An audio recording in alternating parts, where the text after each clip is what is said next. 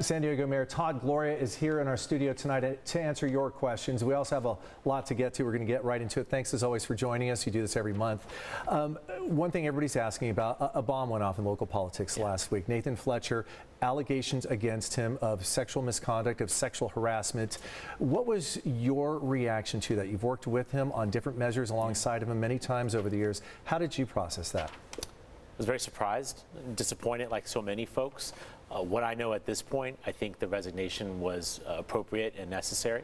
And I'm hopeful now, as we deal with the aftermath of it, that the board at MTS will have a full, fair, and independent investigation so we understand everything that has happened, and then we can put this chapter behind us and move forward with doing the business of the people of San Diego. As I mentioned, you've worked a lot together over the years. What are your thoughts about the way he handled the situation? The preemptive announcement that he was going into treatment for trauma and alcohol abuse, followed up by these allegations. Yeah, it's not good. Understandable, you know, we're all human, and you understand why you might want to conceal or try and make this look more presentable. But obviously we've heard the criticism from veterans groups about what it means to use PTSD to try and conceal this kind of behavior, and that's obviously not appropriate, and why I think the resignation was appropriate. A lot of people out there are calling for him to resign from the Board of Supervisors immediately. What is your take on that? You know, Carlo, I don't understand the delay. I don't know what the rationale or thought process is behind it. I recognize maybe there's a reason for it. I don't know what that is, so it's hard for me to second guess. I think just generally speaking, the faster we can put this behind us after a full investigation, the better off we'll all be. Unfortunately, part of this impacts you in that you're a board member for MTS. So some of these allegations is an employee who was fired who says that they were fired as retribution because allegations were coming against Nathan Fletcher. How do you feel about how MTS has responded to this so far? Well, I can only say what I've been told, which is immediately upon finding this information out, I spoke with senior leadership at MTS. They assured me that that is not the case, that there was cause for termination, and that information will be presented to the board in the future. You know, that's what I have to go off of right now, what was made known in the complaint, as well as what staff has shared with me. That's, again, why I think a full, fair, and independent investigation is warranted to reconcile these conflicting comments so that we know what the truth is and that we can deal with it appropriately. People want it to be expedited. What can you say to people who are impatient, who want to hear more clarity? They said they denied that the firing was for anything other than performance. What can you say to people who want more? I'm impatient as well. That's probably my worst personality trait. But I think in this instance, people are right to ask for answers right away.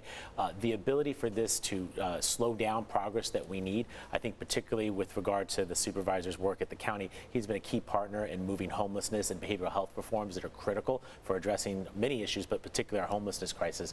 We need to get underway faster, and so that impatience is appropriate. At the same time, recognizing there's a lot of liability. These are taxpayer dollars that are in play, and obviously we need to do what we can to protect the taxpayers of this county. It's related, but because it's so important, you know, what are some of the programs or initiatives that you were partnering with that may be in jeopardy because of this? I don't know if they're in jeopardy, and in fact, I have tremendous confidence in Chairwoman Nora Vargas, as well as Acting Chair of MTS, Stephen Whitburn, to get this behind us. But with regard to what I'm particularly concerned about, we worked hard last year to pass Care Court at the state level, the first major behavioral health reform in over 50 years. The county is set to implement that this year, and that has to go forward.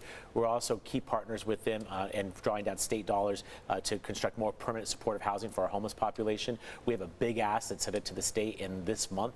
We need full county participation. Again, I believe that the county will be there, but this obviously injects uncertainty at a time when we need certainty to make sure we get our fair share of state dollars and to implement this significant public health reform that is Care Court. Yeah, these are big problems, and we need everybody pulling in the same direction to solve them.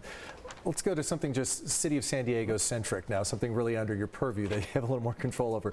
We're looking at the OB Pier. We started going out and asking people what they thought. Do we rehabilitate?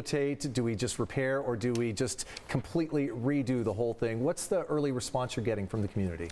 Well, stuff that as a native San Diegan I know intuitively. Everyone loves OB Pier. They can't see a future in Ocean Beach without a pier. And I think what they want is something even more than what we currently have. What has been out there has served us well for over half a century.